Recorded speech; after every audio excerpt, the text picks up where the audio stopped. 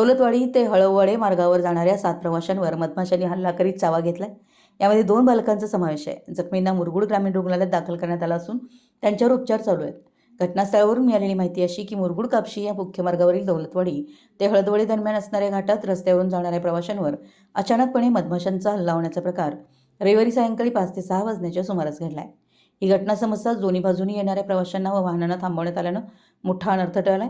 हळदवडे येथील प्रियांका प्रवीण हरी हिरुगडे वय 35 या स्कूटीवरून आपली मुलगी कुमारी वंशिका वय वर्ष 10 आणि अर्णव परशुराम इंदलकर वय वर्ष 9 यांना मुरगुडहून खाजगी क्लासहून परत घरी घेऊन येत असताना त्यांच्यावर मधमाशांनी हल्ला केला। त्यामुळे त्यांनी आपली गाडी सोडून मुलांसमेत खाली बसल्या, पण माशांनी चावा घेतल्यानं मुलांसह प्रियांका जखमी झाल्या। या अवस्थेत ग्रामस्थांनी धाव घेत तेथे जाळ करून मधमाशांपासून त्यांची सुटका केली।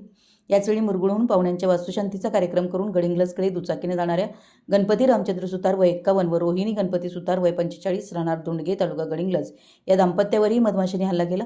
तसेच कापशीहून मुरगुडकडे दुचाकीने जाणाऱ्या नितीन सुरेश कांबळे वय 38 व त्यांची पत्नी नीता नितीन कांबळे वय 35 राधानगरी यांनाही मधमाशा चावल्यानं ते जखमी झालेत। या 7ही जखमींवर मुरगुड ग्रामीण रुग्णालयात उपचार सुरू आहेत।